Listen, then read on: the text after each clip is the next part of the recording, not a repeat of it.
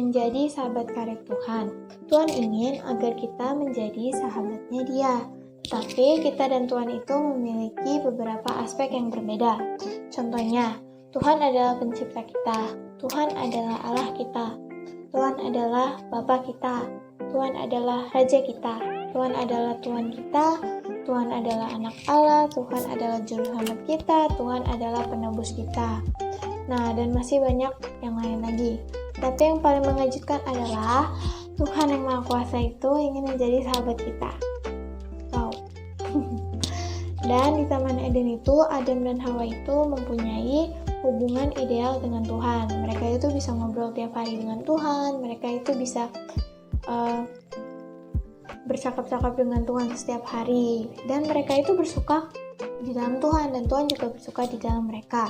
Karena manusia diciptakan untuk berada dalam hadirat Tuhan. Dan semenjak manusia jatuh ke dalam dosa, hubungan ideal itu menghilang.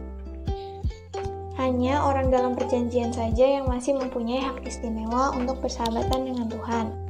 Contohnya itu kayak Nuh, Abraham, Daud, Musa, Henokh, Ayub, dan seperti itu.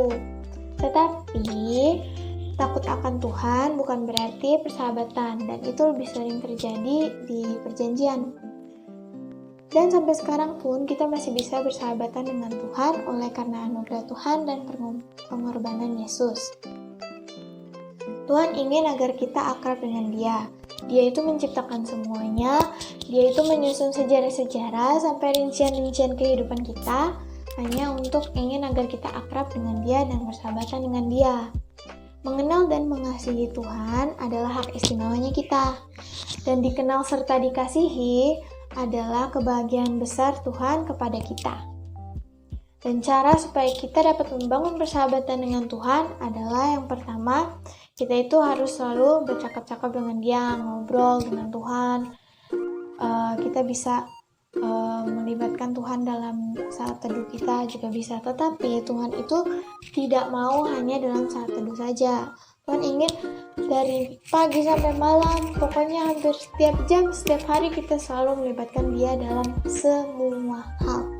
Lalu yang kedua, kita itu harus membangun persahabatan dengan Tuhan itu dengan memikirkan firman-Nya terus-menerus. Jika kita memikirkan firman-Nya, kita memikirkan Dia terus-menerus, setiap hari, setiap jam, dimanapun kita berada, apapun yang kita lakukan, kita tetap mikirin Tuhan Yesus. Nah, kita juga bisa berbagi rahasia dengan Tuhan. Kita juga bisa berbagi rahasia terbesar kita kepada Tuhan, dan bisa saja Tuhan memberitahukan rahasia terbesarnya kepada kita.